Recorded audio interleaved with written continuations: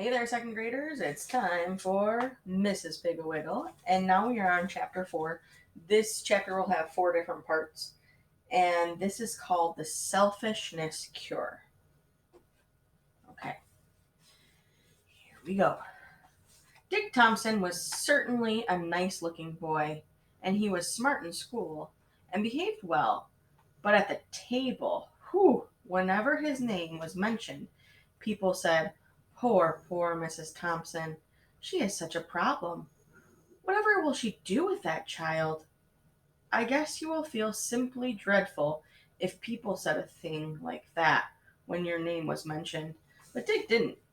You see, Dick Thompson was a selfish, greedy boy, and he cared more about being a selfish, greedy boy than what other people said. When children would come over to his house to play, Dick said, "Don't touch that. That's mine. You can't play with that. That's mine. Put down my ball. Take off my skates."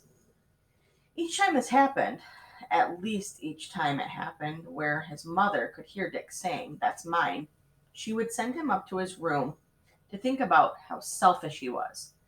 Dick would go right downstairs for he was very obedient.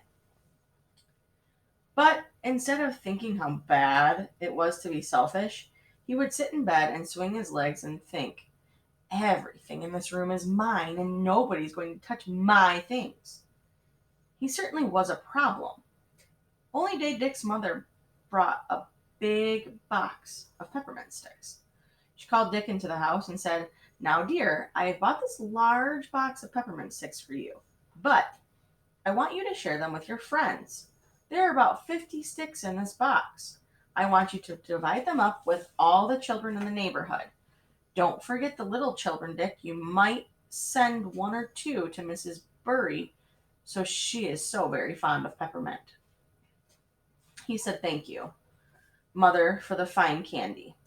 Then he took the box out of doors and put it in the basket in front of his bicycle and allowed the neighborhood children to look at the peppermint sticks, but warned them, "This is my candy, and if anyone touches it, I will hurt him with my baseball bat."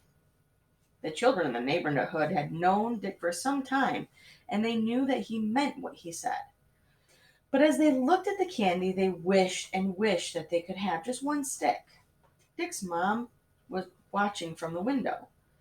She saw all the children gathering around Dick and the box of candy in the basket on the front of his bicycle, and she thought to herself, "Just look at my little boy dividing the candy with all of his friends. I just knew he would learn to be generous." And she tapped on the window, and when he looked around, she waved and smiled at him. Dick waved back and smiled, but unfortunately, just then Mary O'Toole, who was quite daring, reached in and grabbed a stick of the candy, and crack! Dick clotted her on the hand with his baseball bat. In a flash, his mother saw what was really going on. She flew out the front door, took him firmly by the arm, and marched him upstairs, threw him into his room, and slammed the door. Then she went downstairs and out the front door.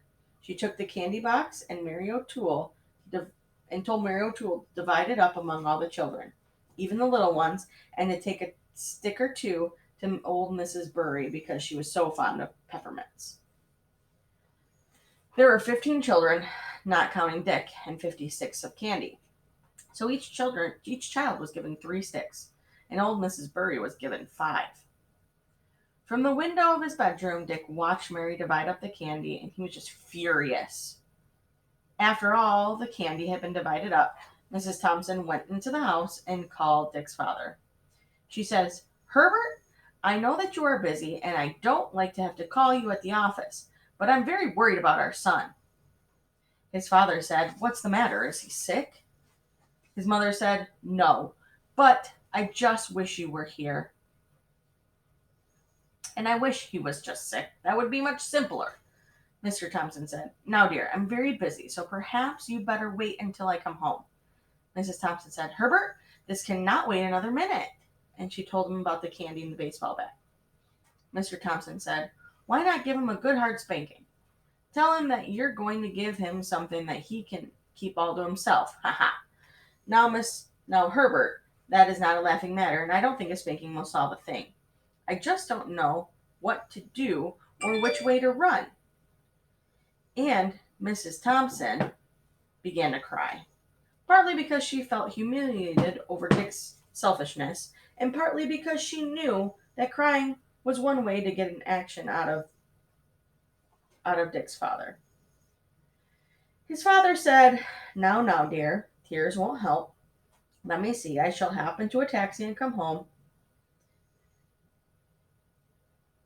Dick's mother only cried louder. And his father said, I know. Just what to do. Call Mrs. Call Mrs. Wiggle Spriggle, or whatever her name is. So you know, the one who cured Herbert Prentice. You mean Mrs. Piggle-Wiggle? Oh, Herbert, you are so wonderful. I knew you would think of something. I'll call her right away. And Mrs. Thompson blew her nose and cheered right up. All right. What do you think Mrs. Piggle-Wiggle's cure is going to be for selfish little boys? Make a prediction, and I'll see you next time.